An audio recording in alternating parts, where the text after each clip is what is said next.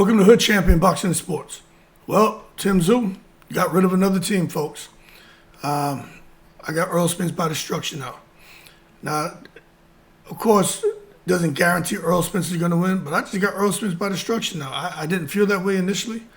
I thought Tszyu had something special going. He was active, like he was starting to gel with his new team with Pedro Diaz.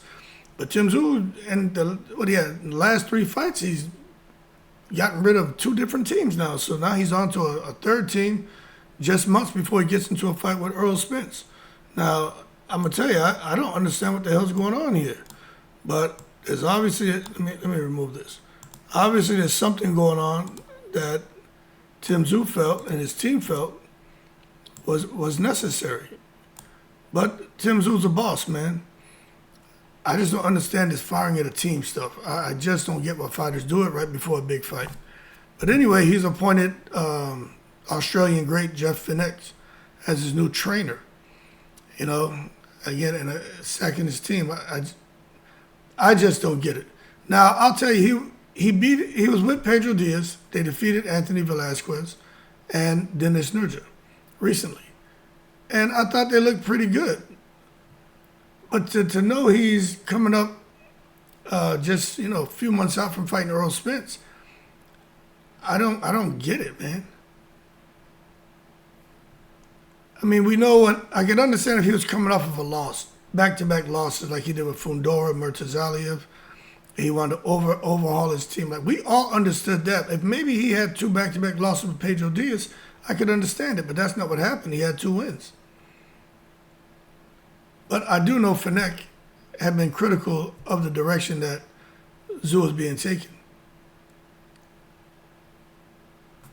But from what I saw with Pedro Diaz, it looked like it was a win-win, especially listening to Tszyu come out praising him. But anyway, some people felt that they've been watching Tszyu train for years and years, and they feel that he'll be fine with the last-minute change in team. But they just want him to work hard, and Fenech is saying, look, my job is to get him mentally prepared. The physical part is going to be easy because Tim's one of the hardest trainers. He's one of the hardest trainees that I've ever seen. And he thinks with a combination of those things will get him mentally right, and then things will fall into place. I'll tell you this. I don't understand, but it sounds like they feel being with Pedro Diaz, Tszyu was too static. They feel like Tszyu should be moving around more in training, from hitting pads and everything. They say, in boxing, you don't just move to punch somebody. You don't just have to move to punch somebody. You got to move your feet. And I kind of like what the trainer is saying there. It's like it's not just about all the cool sounds when you're hitting the mitts. You're in a real fight. You have to move your feet. So that's what he wants to see. Tszyu move his feet and box. But that's not Tszyu's style. See, this is why I say Errol Spence by destruction. Tszyu's going to be in there trying to do something that's not him. Tszyu's a flat-footed fighter, is a pressure-style fighter, and looks to land those big Aussie bombs on people. So I don't understand what are they trying to turn him into? Guillermo Rigondeaux? They going to try to turn him into Floyd Mayweather? You know what I mean? Dimitri Bivol, what are they trying to do? They want him to move in boxing. That's not his style. They were even criticizing that first fight where he was able to clip Velasquez in December, talking about how Tszyu threw 500 punches and only landed 100. So they're looking at the percentage of punches landed, and they're like, that's horrible. Horrible.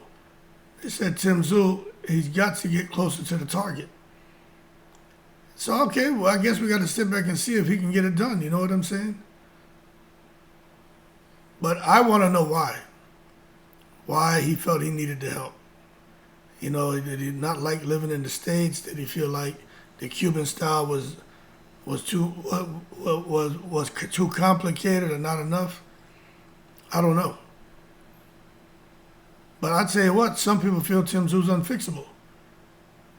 When you see somebody move around in three different teams, they're like, this guy must be unfixable because whatever he feels that needs to be done and it's not getting done, now he's with a third team. It's probably not the teams, it's probably just him. But I do feel he has a lot of potential. And what it sounds like is Tim Tszyu may have done most of this stuff without anybody really telling him what to do. It just got his father's last name, and he had some talent. Tim Tszyu had talent, has a natural ability to fight, and people were just glad to work with him because of the last name and the paycheck. You got to tell, if you're training someone, my understanding, it sounds like his new trainer feels that people weren't telling Tim Tszyu what he's doing right, what he's doing wrong. Nobody's ever had the plan B, C, and D. They just left it alone. If he was winning, they're like, yeah, there's no need to change it. They just set it on cruise control and allowed things to play out the way it did. Then he goes over to Pedro Diaz, and people still aren't quite sure what the disconnect was that prompted Tim Tszyu to leave. But some suggested that Tim Tszyu wasn't evolving as a fighter. They just had him more or less trying to fight in a style that wasn't going to preserve Tim Tszyu and wasn't going to get him the wins that he needed. But anyway, Tim made a decision. He asked for help. Nobody reached out to Tim Tszyu. Tim Tszyu reached out to them for help. So it looks like, according to Finnick, it's on. You know what I'm saying? So at least he'll be in Australia training. I mean, that's a plus. He doesn't have to go anywhere else. But when I look at this, I gotta ask questions. What are the reasons not to change trainers before a big fight? And the first thing that comes to mind is lack of time to build chemistry. Boxing is built on trust between fighter and trainer. Communication must be instant. Instructions must be understood without hesitation, and a new trainer equals a new language, new rhythm. And the problem with that is it's going to take months to figure all that out, sometimes years to fully develop. Now, I'm not saying he can't make some kind of improvements, but I don't know if it's going to be enough to unfreeze what he's learned from Pedro Diaz to come and lock in the new way of doing business and then get in the ring with Errol Spence and be successful. I think he's going to be in between trainer methodologies and trainer mindsets and trainer guidance, and Tim Tszyu's not going to be in there doing things instinctively. And as a result, that little lapse in judgment, timing, letting his hands go, then Errol Spence can put the bing bings on him. But one thing I will say is Tim Tszyu's a natural fighter. So if shit starts to get ugly in there, one thing we know Tim Tszyu can do is he will fight. But I just think this is all bad for Tim Tszyu and all good for Errol Spence. Then you got to look at if Finnick's style it conflicts with what Tim Tszyu was used to, and if his philosophy conflicts with what Tim Tszyu was receiving from Pedro Diaz. Because every trainer has a system: offensive versus defensive focus, pressure versus movement, volume versus precision. So when you start switching late, I always say this, it seems to create confusion in fighters. You can enter a fight unsure which style to commit to. That's because fighters get overloaded mentally. New trainer, new game plan, new techniques, new habits. That's just too much change too fast. I call that shit mental clutter. But we'll see if his trainer can come through and break the existing foundations. I'm sure there's some kind of newfound muscle memory. I'm sure his timing is something that is a bit different. His instincts probably change from being predatorial to more survival, or knowing when to be predatorial or when to just survive and play it safe. But when you have these sudden changes, it can disrupt all of that. And I think when that happens, you tend to lose your sharpness, which you can't afford to get in the ring with a guy like Errol Spence. And if Errol Spence can just come in there and give us a glimmer of what he was, it's going to be very problematic for Tim Tszyu. And I wonder with sparring, how are they going to test the adjustments? You know what I mean? They got real fight coming up. How are you going to test the adjustments? You got to do that shit in sparring.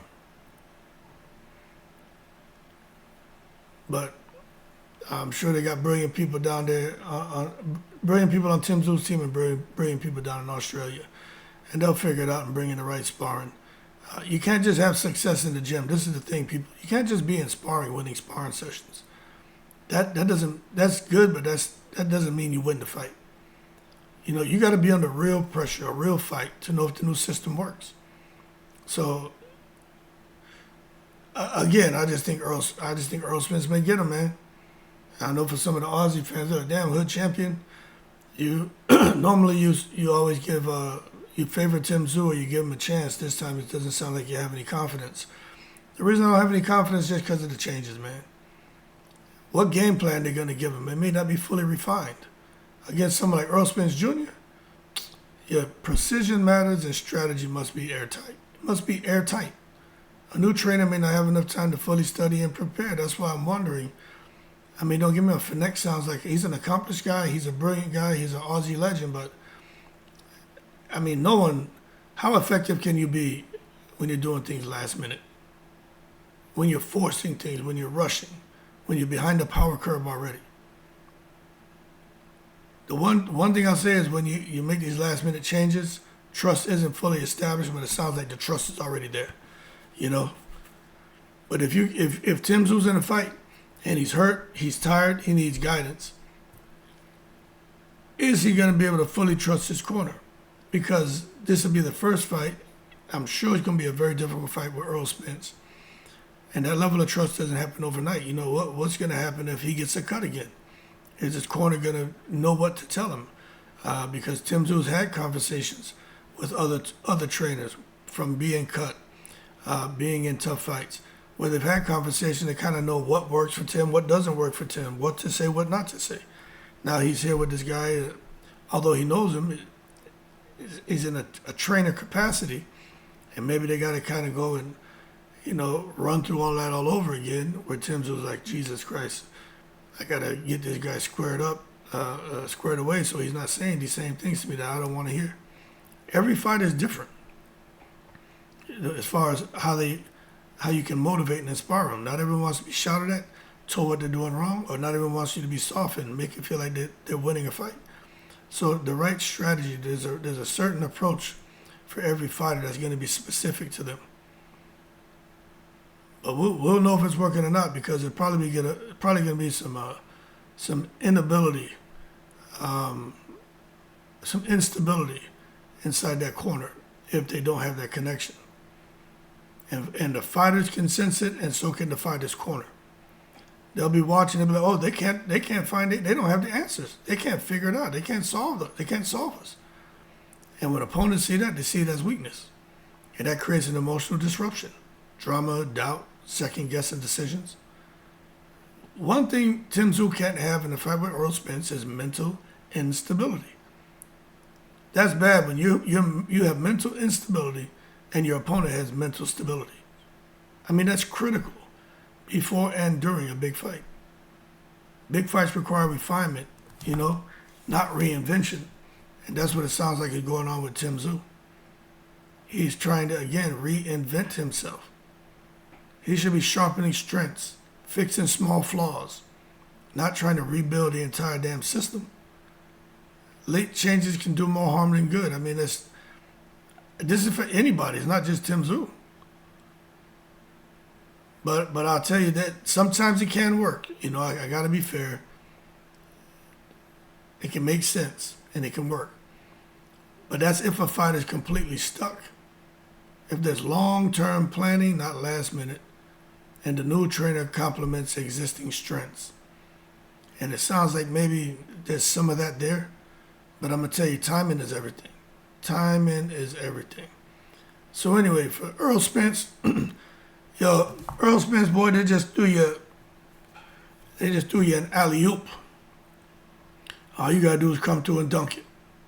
But for Tim Tszyu heading into a major fight, the risk, I don't think it's his talent. I think it's just a disruption and the momentum that he had going with Pedro Diaz. But you got to understand, folks, this is at the highest level. Small mistakes equal big consequences. Small instability equals big problems. And I think Tim Tszyu created himself a huge problem making all these last-minute changes, knowing that he's going to be going to a fight with Errol Spence. He's from Texas, so he got that horsepower and got that bull in him. And Tim Tszyu runs the risk of getting trampled. Errol Spence by destruction, folks. But if if his team comes together and it works out, could be one of the best decisions ever made. But I just put it this way: Earl Spence is saying, "Yo, he fight another coach. I got him now." And we're gonna find out, aren't we? In the breeze.